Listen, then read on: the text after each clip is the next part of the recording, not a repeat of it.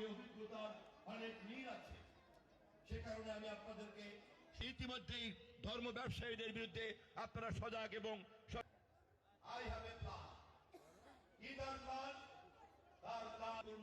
সংবাদে পরিণত হয় গণমাধ্যমে। সাবধান থাকবেন।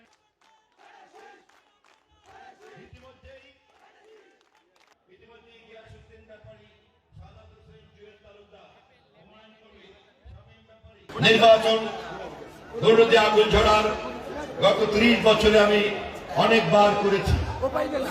আমার অভিজ্ঞতা আপনাদের সঙ্গে অভিজ্ঞতার অনেক মিল আছে। সে কারণে আমি আপনাদেরকে সতর্ক করতে চাই, আমরা আমাদের নিশ্চিত বিজয়কে বিপদগ্রস্ত করার জন্য কোন সাজানো ফাঁদে পা দেব না।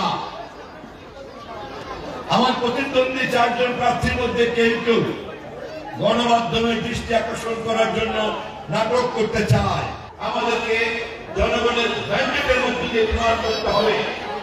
আগামী 12 তারিখে ধানের শীষে ভোট দিয়ে প্রমাণ করতে হবে বাংলাদেশ জাতীয়তাবাদী দলের চেয়ারম্যান দেশনায়ক তারেক রহমান বাংলাদেশের নির্বাচিত প্রধানমন্ত্রী। আগামী 12 তারিখে আমরা ধানের শীষে ভোট দিয়ে সে কথাই প্রমাণ করতে যাচ্ছি ইনশাআল্লাহ।